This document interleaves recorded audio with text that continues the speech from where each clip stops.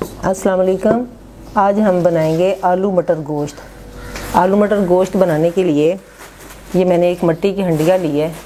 इसके अंदर मैं आलू मटर गोश्त बनाऊंगी। ये मैंने 1 किलो मटन लिया है और इसको हंडिया के अंदर डाल देंगे। और ये मैंने 3 बड़े साइज़ के प्याज लिए, इनको मैंने रोफरी चॉप कर लिया। और ये मैंने 1 पोथी लहसुन की लेके इसको भी छील लिया और इसके छोटे छोटे पीस कर लिए। और अब ये मैं 2 चम्मच, ये छोटे वाले 2 चम्मच नमक के डाल रही हूँ। और ये 1 छोटा चम्मच हल्दी का डाल के इसके अंदर पानी डाल देंगे।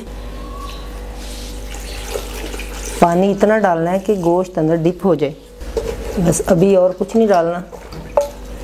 अब इसको ऐसे मिक्स कर देना है। अब हम इसे पकने के लिए रख देंगे बिल्कुल स्लो फ्लेम पे, ताकि गोश्त हमारा अच्छी तरह गल जाए। ये देखें, गोश्त का पानी खुश्क होना शुरू हो गया है। जब इतना पानी रह जाए तो फिर इसके अंदर सुरख मिर्चें डालनी है। ये मैंने 2 बड़े चम्मच सुरख मिर्चों के लिए हैं। 1 बड़ा चम्मच सूखा धनिया ये ऐड कर देंगे। ऐड करने के बाद इसे फिर अच्छी तरह मिक्स करना है।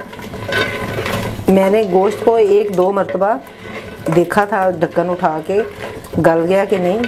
अब हमारा गोश्त जो है ये आधा गल चुका है और आधा नहीं, आधा आलू डालेंगे, फिर इसके अंदर गलाएंगे।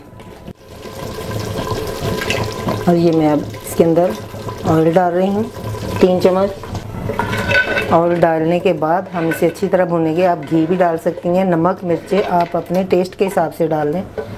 कुछ लोग कम खाते हैं, कुछ ज़्यादा खाते हैं। और अब ये कटे हुए आलू डाल देंगे। ये मैंने 3-4 लिए थे, इनको मोटे साइज़ का काट लिया। ये भी गोश्त के साथ ही भून लेंगे। और ये साथ ही ये वाले 2 चम्मच दही के डाल देंगे। दही डालने के बाद अब हम आलूओं की और गोश्त की भुनाई करेंगे। देखें, दही डालने के बाद मैंने इसकी अच्छी तरह भुनाई की है। अभी भी ये और भुनेगा। अब मैं इसके अंदर ये मटर डाल रही हूँ जो मैंने बॉयल करके रखे हुए हैं। ये आधे कच्चे हैं और आधे पके हुए हैं। इनको फुल बॉयल नहीं करना, क्योंकि ये फ्रीज़ किए हुए मटर थे। इसको मैंने 2-3 चम्मच नमक डाल के बॉयल कर लिया।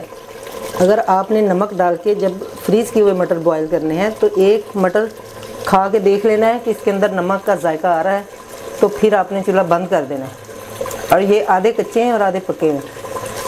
अगर आप आलू गोश्त पकाना चाहती हैं तो फिर मटर ना डालें, इसी तरह रहने दें। अगर आप आलू गोश्त पकाना चाहती हैं तो इसे ऐसे ही रहने दें।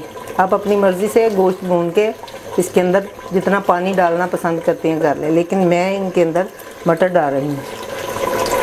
मटर डालने के बाद मैं इसकी और भुनाई करूँगी।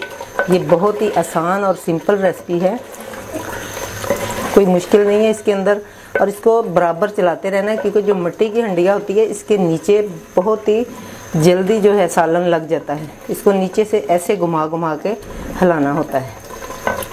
अब मैं इसके अंदर ये 1 चम्मच पिसा हुआ अदरक डाल रही हूँ। अदरक थोड़ी देर बाद में डालना है, क्योंकि अगर हम पहले डाल देते तो अदरक की जो खुशबू है, जो जायका है, वो ख़त्म हो जाता है और खानों में अदरक की लज्जत नहीं आती। इसलिए अदरक उस टाइम डालना है जब सालन जो है तकरीबन पकने के करीब हो। अभी मैं थोड़ी देर और इसकी बुनाई करूँगी, फिर हम इसके अंदर पानी डालेंगे। आलू मटर गोश्त और हमारे बहुत ही अच्छी तरह गल चुके हैं। ये दूसरे चूल्हे के ऊपर मैंने पानी गर्म करने के लिए वो रखा हुआ था। ये बहुत अच्छी तरह बॉयल हो चुका है। अब हम ये इसके अंदर डाल देंगे, क्योंकि पानी अलग से मैंने इसलिए बॉयल किया है कि गोश्त और आलू ज़रा गल चुके थे पहले ही। अगर गोश्त और आलू ना गलते तो फिर मैंने पानी डायरेक्ट इसी के अंदर डालना था। अब ये थोड़ी सी सब्ज़ मिर्चें डाल देंगे, साथ ही थोड़ी सी कसूरी मेथी हाथ से मसल के डाल देनी है। और ये 1 चम्मच गरम मसाले का। गरम मसाला ऐड करने के बाद हम इसको अच्छी तरह मिक्स कर देंगे। थोड़ा मोटा कटा हुआ सब्ज़ धनिया डाल देंगे। तो लीजिए, हमारे आलू गोश्त बिल्कुल बनके तैयार हो चुके हैं। ये मैंने बिल्कुल देसी तरीके से बनाए हैं। आप भी इसी तरह लहसुन प्याज कोई भी सब्ज़ी बनानी हो, कद्दू शलजम जो चीज़ भी बनानी हो, तो जिस तरह मैंने गोश्त पहले पकने के लिए रखा था इसी तरह रखा करें। इससे सब्ज़ी का जायका भी बरकरार रहता है, बहुत ही टेस्टी बनती है और ये बिल्कुल देसी तरीके से बनती है। इसी तरह मेरी अम्मी बनाती थी और ये बहुत ही लजीज खाना इससे तैयार होता है। इस तरह बनाने से बहुत ही लजीज खाना तैयार होता है। शोरबा आप अपनी पसंद से बना सकती हैं। अगर ज़्यादा गाढ़ा रखना हो तो पानी कम डालें। आप बनाएं और इन्जॉय करें और मुझे दुआओं में याद रखें। अल्लाह हाफिज़।